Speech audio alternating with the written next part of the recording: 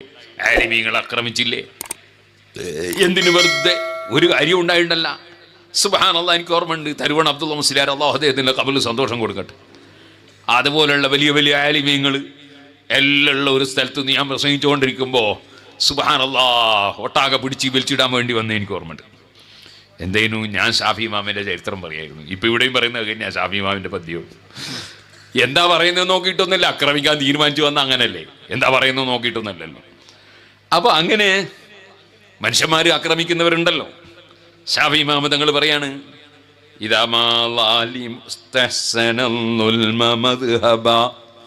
അക്രമത്തെ ഒരാൾ മദ്ഹബാക്കിയാൽ അവന്റെ ആശയം തന്നെ ആക്രമിക്കുക എന്നുള്ളതാണ്. ശരിയും തെറ്റും നോക്കലല്ല.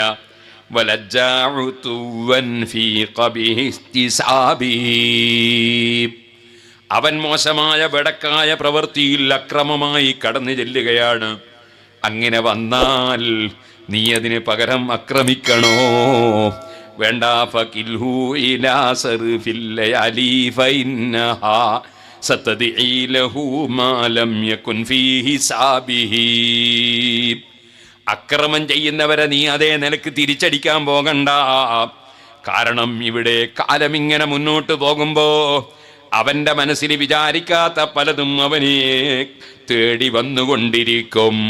അവന്റെ മനസ്സിൽ വിചാരിക്കാത്ത പലതും നടക്കും. ഫകം ഖദ് റഅയ്നാ ളാലിമൻ മുതമർനിദാ യറൻ നജ്മ ഫീഹൻ തതളിരി കാബിഹി. ചില അക്രമികള് അവരാക്രമം മൂത്ത് മൂത്ത് അഹങ്കാരം മൂത്ത് അവരെ ധാരണ സുബ്ഹാനല്ലാഹ് നക്ഷത്രത്തിന്റെ ചോടയുള്ള ഭരണാധികാരിയാണ് ഞാനെന്ന് വരെ തോന്നുന്ന വിധത്തിൽ അദ്ദേഹം വല്ലാത്ത അഹങ്കാരിയായി. പക്ഷേ فَعَمَّا قَلِيلٍ وَهُوَ فِي غَفْلَاتِهِ أَنَاخَتْ صُرُوفُ الْحَادِثَةِ بِبَابِهِ. കാലം കുറച്ച് കഴിയുമ്പോൾ അവൻ അള്ളാഹനെ ഭയപ്പെടാതെ, അള്ളാഹനെ സ്നേഹിക്കാതെ, അള്ളാഹുവിന് അർപ്പിക്കാതെ, അവനതാ നന്നാകണമെന്ന ചിന്തയില്ലാതെ അവന്റെ അശ്രദ്ധയിൽ ഇങ്ങനെ പോകുമ്പോ അനാഖത്ത് സുറൂഫുൽ ഹാദിസതി ബിബാബിഹി, അവന്റെ വാതിൽക്കലതാ മുസീബത്തുകൾ വന്നു ചേരുന്നു.